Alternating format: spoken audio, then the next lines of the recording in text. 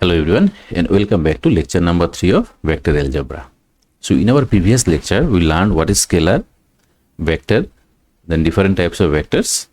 Then you also learn what is position vector and components of vectors in 2 dimension and 3 dimension. So in this particular lecture we'll learn what is parallelogram and triangle law of addition, and then properties of addition, then multiplication and also subtraction. So let's begin. Now see what says in parallelogram law of addition. If a bar and b bar are two vectors represented in magnitude and direction by two adjacent sides of a parallelogram.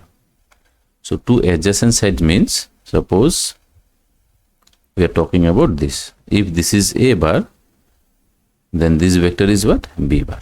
Okay. So we can complete the parallelogram. If this is b bar, then this vector is also b bar. Like this, this is a what? A bar. Then what will happen? Then their sum. So if we add a bar and b bar, then their sum is given like this, c bar. So c bar means what? A bar plus b bar. Then their sum is represented by the diagonal. Which diagonal? Now there is two diagonal. One diagonal is this side and another diagonal will be on that side. So diagonal of the parallelogram which is co-initial. So co-initial means what? See, a bar and b bar has a common point. So this is the initial point. So that diagonal will also have the same initial point. So we are talking about this vector. So this diagonal is nothing but what? A bar plus b bar. So this is very simple triangle parallelogram law of addition. If a bar and b bar represents two adjacent sides of a parallelogram, then the diagonal is a bar plus b bar. From this we can constitute triangle law of addition also, because you see, if you remove the upper part, no, say this is a bar, this part is a bar and this part is what? B bar.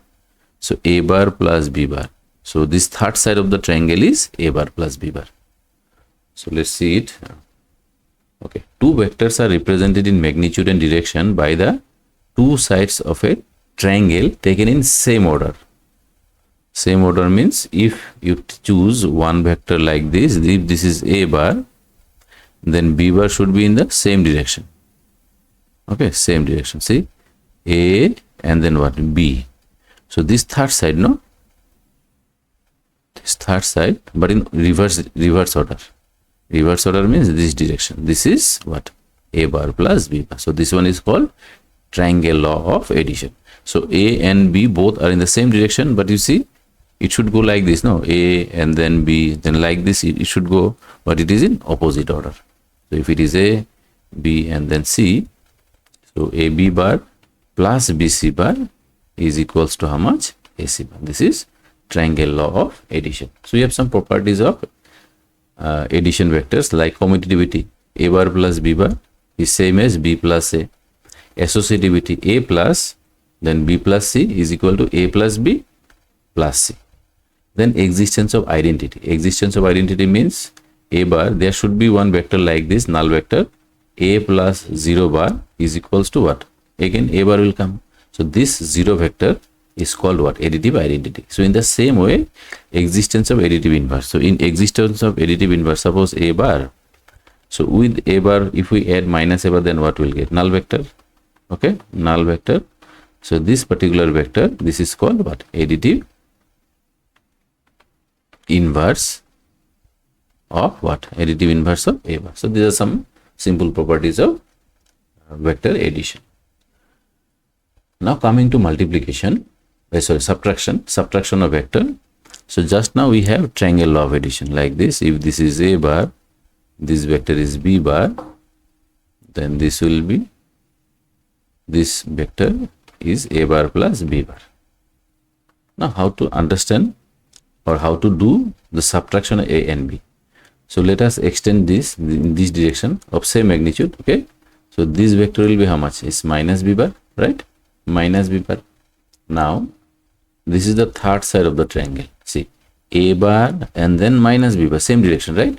So according to triangle law of addition, the opposite side is a bar plus or minus b bar, means it is a bar minus b bar. So this is subtraction. How to subtract two vectors a and b. So it is coming from triangle law of addition.